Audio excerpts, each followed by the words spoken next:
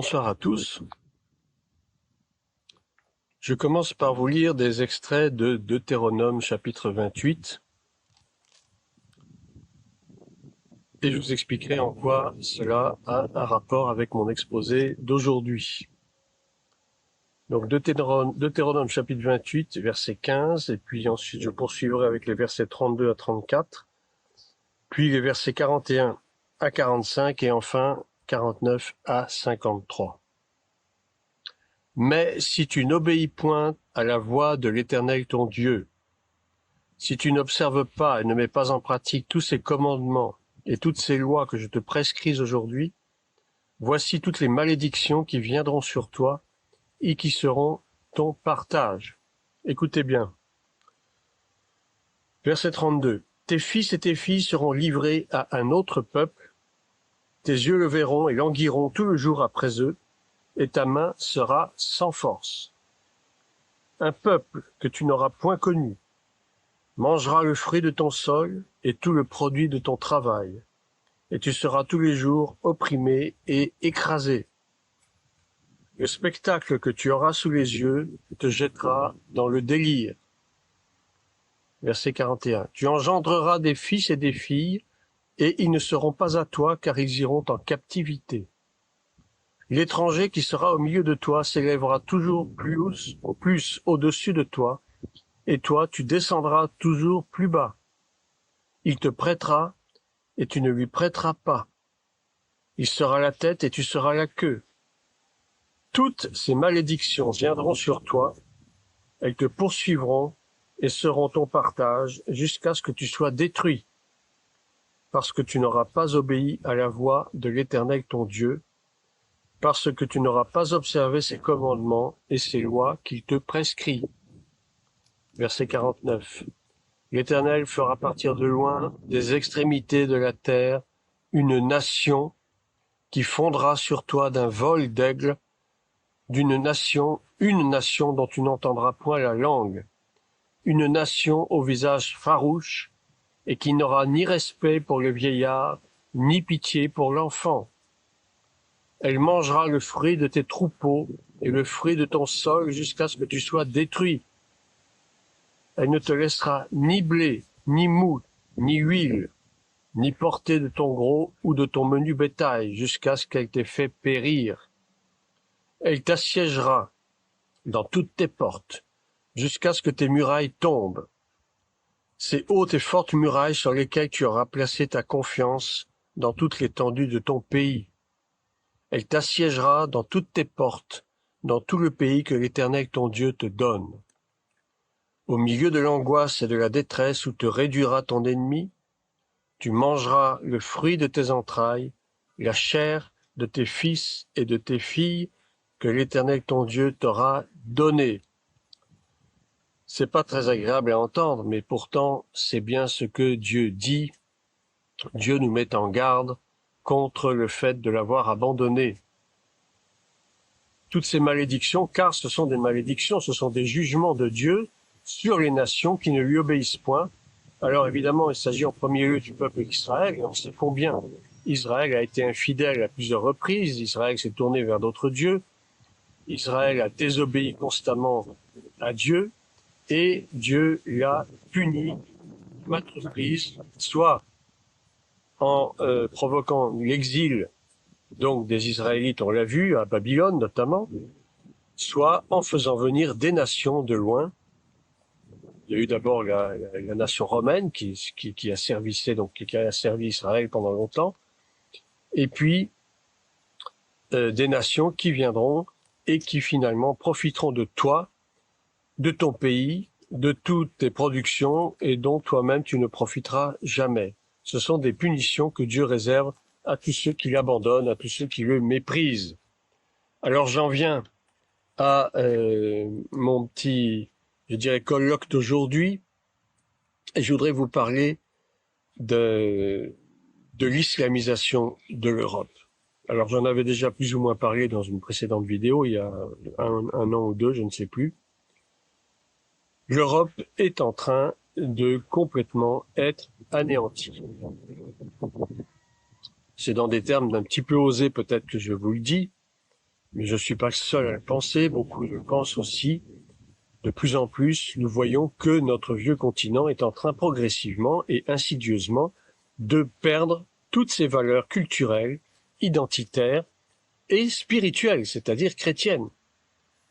Depuis le début de la construction européenne, ou je devrais plutôt dire depuis la destruction européenne, parce qu'il s'agit plus d'une destruction que d'une construction, eh bien, on assiste à une dégringolade massive de tout ce qui faisait l'Europe, et la France en particulier, à l'époque des premiers rois, notamment le roi Clovis et le roi Charles VII, qui avaient consacré la France à Dieu. Je vais vous parler d'un certain personnage, quelque peu obscur, peu ou pas connu j'allais dire du grand public, qui s'appelle Richard Coudenhove-Kalergi. Alors, qui est cet homme? Et quel rôle joue-t-il dans ce phénomène, justement, de l'islamisation de l'Europe? Eh bien, c'est un rôle qui peut paraître anodin, mais qui en réalité est très présent. En tout cas, dans les plans qu'il avait conçus à l'époque. Donc cet homme, déjà pour commencer, il est né en 1894 d'un père austro-hongrois. Il est né au Japon et d'une mère japonaise. Donc lui-même, c'est un immigré. Et donc ce monsieur, parvenu à l'âge adulte, avait de grandes théories sur l'Europe. Il voulait une construction européenne, ce qu'il a appelé d'ailleurs la Pan-Europe. Et il a même écrit un ouvrage à ce sujet qui s'appelle Pan-Europa en allemand. Il voulait en fait créer les États-Unis d'Europe. Il voulait que l'Europe soit à l'image des États-Unis. Et donc sa grande théorie, en fait, c'était qu'il fallait remplacer peu à peu la population européenne blanche par une population métissée de type afro-maghrébin qui serait beaucoup plus malléable, beaucoup moins instruite, beaucoup moins structurée et surtout beaucoup plus soumise à l'oligarchie européenne. Et donc ces idées ont indirectement été à l'origine de ce que nous appellerons aujourd'hui l'islamisation de l'Europe qui est en marche. Il voulait que les peuples européens soient métissés pour détruire leur identité et créer une race unique qui serait à la base de la politique européenne, européiste, je dirais, et mondialiste dont les Nations Unies, c'est-à-dire l'ONU et l'Union européenne, se font les chantres infatigables dans le cadre du nouvel ordre mondial. Nous savons que le nouvel ordre mondial, il est bien présent, même s'il ne dit pas encore son nom, même s'il ne montre pas encore son vrai visage, et qu'il est présent déjà par les instances internationales que sont l'ONU, l'OMS, le FMI, etc. Et donc le but, le plan de M. Coudenhove-Kalergi, ce serait donc de créer une race unique, métissée, qui serait donc malléable, facilement dirigée par une caste non élue, oligarchique, écrasant de son pouvoir une sous-humanité sans repère identitaire, sans repère historique, sans repère culturel et sans repère religieux. Et c'est ce à quoi nous assistons véritablement depuis une bonne vingtaine d'années, à travers donc ces vagues d'immigration massive qui sont en train de déferler sur le vieux continent, et tout le monde laisse faire. Personne ne dit rien, parce que celui qui s'avisera de critiquer cela, eh bien, on va tout de suite le taxer de raciste. Et donc, au nom de l'antiracisme, qui est une autre forme de racisme aussi, eh bien, au nom de l'antiracisme, eh bien, il faut tout accepter. Il faut accepter que ces populations, qui, n'est-ce pas, sont des déracinées, sont des personnes dont il faut prendre soin, puisque nous savons que la France est un pays par tradition d'accueil et d'hospitalité. Donc, nous allons accueillir, bien sûr, ces gens qui sont dans des difficultés terribles, de façon à ce qu'ils viennent encore plus grossir nos difficultés, qui sont déjà bien grandes. Attention, je ne dis pas qu'il ne faille pas accueillir des étrangers. Il est biblique, il est chrétien d'accueillir l'étranger, de faire droit à l'étranger, à la veuve et à l'orphelin, parce que Dieu est aussi le Dieu des orphelins, des veuves et des étrangers. Et il y avait des étrangers parmi le peuple d'Israël. Mais ce qui est mauvais, c'est que lorsque l'étranger prend la place de l'autochtone, ce n'est pas du tout le plan de Dieu. l'étranger peut bien sûr s'intégrer, ce qui est normal, à la population autochtone qui l'accueille, mais lorsque l'étranger veut prendre le dessus, alors ce n'est plus possible, et cela aboutit forcément à, j'allais dire, à une destruction de petit à petit des populations autochtones par intégration.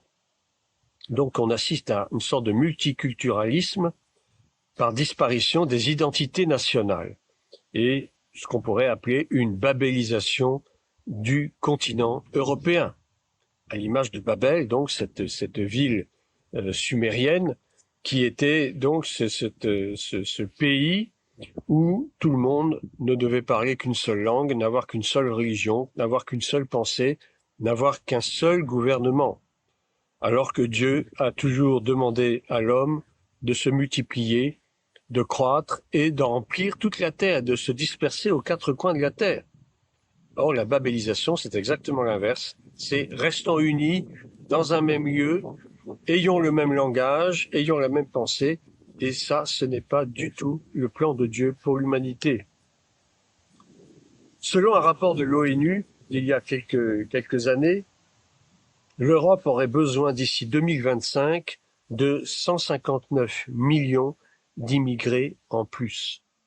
Alors on peut vraiment se poser la question, mais à quoi ces gens vont-ils servir?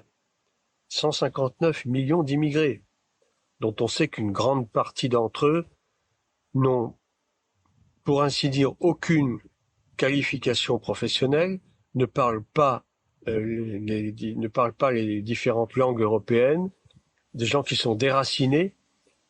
On se demande vraiment qu'est-ce qu'on peut faire de ces gens-là. Et sans pour autant les mépriser, on peut tout de même penser qu'il y a un grand danger à vouloir accepter cette immigration massive qui, en fait, ne s'intégrera pas, mais qui, au contraire, nous forcera à nous intégrer à eux. Et c'est exactement le but poursuivi par cette monstruosité, si je puis dire, qu'on appelle Eurabia. Et c'est ce dont je vais vous parler maintenant, vous entretenir. Le 16 décembre 1973 est né Eurabia. Alors, en quoi ça consiste, Eurabia? Eh bien, c'est j'allais dire, une conception qui s'est faite dans un contexte de chantage politique et économique de la part des pays producteurs de pétrole. Et leur deal était celui-ci, d'une part, de diaboliser Israël et chercher à l'anéantir, ensuite, promouvoir la haine de l'Amérique, et puis enfin, inciter à une allégeance totale de l'Europe aux pays arabes. Moyennant quoi, vous aurez du pétrole, mais il nous faut un État palestinien, il nous faut un État arabe, et il nous faut la destruction du peuple d'Israël. Et si vous n'obéissez pas à cela, eh bien, vous n'aurez plus de pétrole. En fait, en gros, c'est ça, un peu, j'allais dire, le soubassement de la création de cette Eurabia, de cette entité dont personne ne parle vraiment. Vous pouvez toujours le trouver sur Internet, hein, on en parle sur Internet, mais bien sûr, les médias alignés n'en parleront jamais. Et je vais maintenant vous citer quelques extraits d'un ouvrage écrit par une écrivaine israélienne qui s'appelle Madame Bat Yeor, dans un ouvrage intitulé Eurabia, l'axe euro-arabe. Alors c'est un peu long, je vais vous citer quelques extraits simplement qui vont un petit peu vous donner une idée de ce que c'est que ce concept Eurabia. Je cite donc: à partir du choc pétrolier de 1973, c'est pas d'aujourd'hui, l'alliance euro-arabe fut scellée dans le cadre du dialogue euro-arabe, DEA, grâce à un troc. Les Européens passaient de fructueux accords économiques. En échange, ils prenaient politiquement fait et cause pour les Palestiniens contre Israël. Voilà, vous avez la motivation précise. Les Arabes poursuivaient trois objectifs: tendre vers la parité économique et industrielle avec l'Occident, par les transferts de technologies modernes, notamment nucléaires et militaires. Implanter sur le sol européen une population musulmane jouissant de tous les droits politiques, culturels, sociaux et religieux des pays d'accueil. Imposer la marque politique, culturelle et religieuse de l'arabo-islamisme à l'Europe par une immigration restant politiquement et culturellement attachée au pays d'origine. En d'autres termes, ça veut dire que ces gens ne s'intégreront pas, mais qu'il faudra que nous nous intégrions à eux. Donc, tout un multiculturalisme, et par ce multiculturalisme, le DEA prépare l'avènement d'un islam européen hostile à l'intégration. Je continue. Un autre extrait. Malgré l'extension aux portes de l'Europe de vastes territoires islamisés, travaillés par l'intégrisme et l'immigration de millions de leurs habitants dans les villes européennes, nos dirigeants européens ne semblent nullement s'en inquiéter. Bien au contraire, ils s'en félicitent et n'y voient que les éléments positifs de la stratégie de symbiose et d'unification des deux rives de la Méditerranée, politique qu'ils conçurent et poursuivent assidûment depuis une quarantaine d'années. Donc ça, c'était pour vous expliquer un petit peu mieux, d'après donc les extraits de cet ouvrage de Madame Battior, ce qu'est véritablement Eurabia. Donc vous avez bien compris qu'il s'agit d'un soi-disant échange culturel, économique bien sûr, entre l'Europe et les pays du Moyen-Orient, particulièrement les pays arabes, et plus particulièrement encore les peuples producteurs de pétrole, les pays producteurs de pétrole. Et bien sûr, la monnaie d'échange, c'est d'être à fond pour le pays palestinien, enfin pour la Palestine, contre Israël.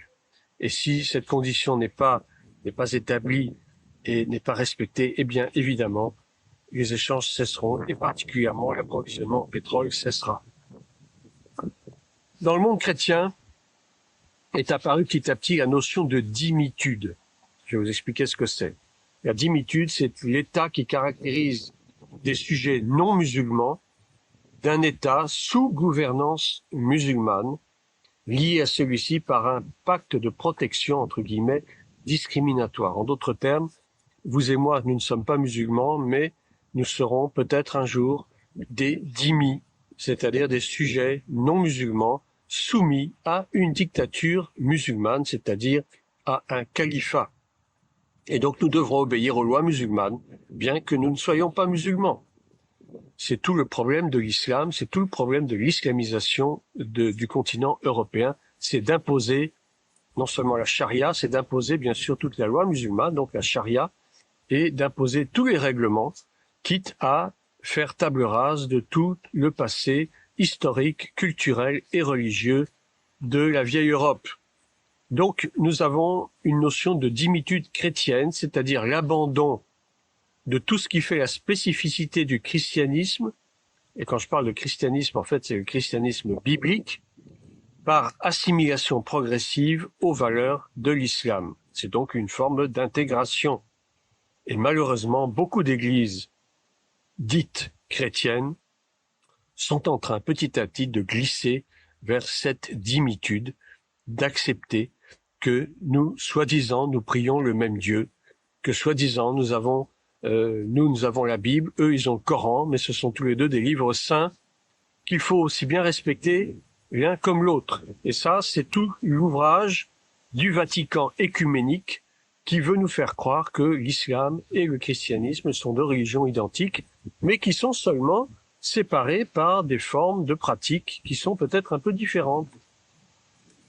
Et donc tout cela, eh bien, amène à créer des liens puissants entre l'organisation de la conférence islamique, les États européens et arabes, et puis toutes les familles, bien sûr, de la gauche européenne et internationale, le Vatican et le Conseil écuménique des Églises, dont le travail principal consiste précisément à former une religion mondiale basée en mélangeant le christianisme, l'islam, le judaïsme, le bouddhisme et toutes les autres religions qui se terminent en isme, pourquoi pas aussi le communisme et le marxisme, et former cette entité qui sera donc la nouvelle religion dont sera le chef, le faux prophète sera le chef.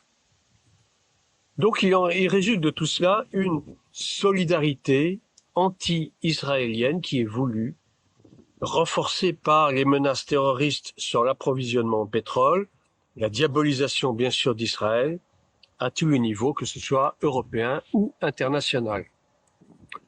Et du coup, on voit se créer ce qu'on appellerait un palestinisme, qui est une sorte de nouvelle religion athée bien sûr, qui fait table rase de toutes les origines bibliques du christianisme afin de former une sorte de monstre hybride islamo-chrétien, et qui sera d'ailleurs beaucoup plus islamo que chrétien.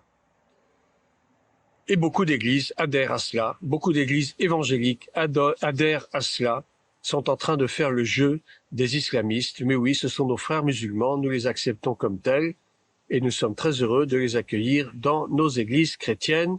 Et c'est ainsi que l'église chrétienne est en train de devenir de plus en plus apostate, de renier son créateur, de renier Jésus-Christ, de renier tous ses fondements bibliques.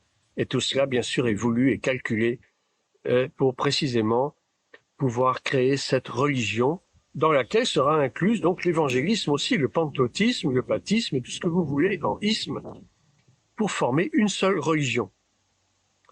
Et il y a par là même une sorte de victimisation des chrétiens par le djihad palestinien, cette victimisation qui est galopante, surtout dans les pays à forte tendance islamique, bien entendu, beaucoup de pays d'Afrique, mais pas seulement, vous avez des pays en Asie, en Inde particulièrement, au Pakistan, en Indonésie, où l'islam est prépondérant, et l'islam persécute les chrétiens à outrance, en Chine aussi bien sûr. Les chrétiens sont persécutés, les chrétiens sont poursuivis, les chrétiens sont maltraités, les chrétiens sont martyrisés, persécutés, et le djihad se fait fort de mener la guerre contre ceux qu'il appelle les infidèles, c'est-à-dire les chrétiens en premier lieu, et dans une moindre mesure aussi les juifs. Pourquoi les chrétiens plus que les juifs? Eh bien tout simplement parce que les chrétiens croient en Jésus-Christ en tant que Dieu et Fils de Dieu. Et pour les musulmans, c'est absolument inconcevable, c'est même abominable de prétendre que Jésus soit Dieu. Dieu n'a pas de fils, Dieu est Dieu. C'est ce Dieu qu'ils appellent Allah. Et donc, pour eux, les chrétiens sont des idolâtres, sont des païens, sont des polythéistes, parce qu'ils n'ont pas qu'un seul Dieu. Ils se réclament aussi de ce faux Dieu qu'ils appellent, enfin de Jésus-Christ qu'ils appellent faux Dieu, et qui pour eux n'est qu'un simple prophète. Tandis que les Juifs, eux, effectivement, sont un peu plus proches de l'islam, en ce sens qu'on pourrait dire qu'ils ne croient qu'à un seul Dieu, puisqu'ils ne croient pas en Jésus-Christ. Donc, à cause de cette peur du terrorisme islamique, la peur de manquer de pétrole, qui est une ressource absolument indispensable pour nous, pays européens, si demain il n'y a plus de pétrole, c'est une catastrophe économique assurée. Eh bien, les Européens mangent désormais dans la main de leurs futurs bourreaux, parce que ne pensez pas que ça va s'arrêter là. L'islam est à nos portes, et demain, bien sûr, il y aura le djihad, et les chrétiens commenceront à être persécutés, de même que ceux qui se disent athées. Les athées sont aussi des infidèles, bien sûr, pour les islamistes. Et donc, tout cela est bien sûr encouragé par les médias, par les politiciens de gauche, qui sont totalement soumis donc à cet islamisme forcé, cet islamisme qui est imposé à une Europe qui a complètement perdu ses valeurs évangéliques, qui a complètement perdu ses valeurs chrétiennes, qui faisaient d'elle, et particulièrement je parle de la France, dont on disait qu'elle était la fille aînée de l'Église, et qui n'est plus du tout la fille aînée de l'Église, mais qui est plutôt arrivée bonne dernière dans le classement. Donc Dieu est en train de juger cela. Dieu est en train de juger la France, Dieu est en train de juger l'Europe. Il y a eu le coronavirus il n'y a pas longtemps, et l'islamisme continue à progresser bel et bien, chaque jour un peu plus, et demain, nous ne serons pas surpris de voir que la France sera totalement, presque islamisée.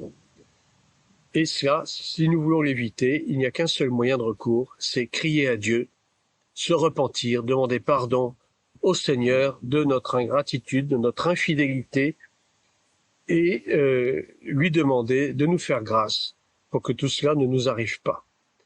Il faut que l'Église se repente, il faut que les chrétiens se repentent, il faut que le monde entier se repente d'avoir blasphémé, d'avoir foulé aux pieds le Fils de Dieu, d'avoir blasphémé le sacrifice de la croix. Voilà, je voulais donc attirer votre attention sur ce phénomène Eurabia qui prend de plus en plus d'ampleur au fil des mois, au fil des années. Que Dieu vous bénisse et à bientôt.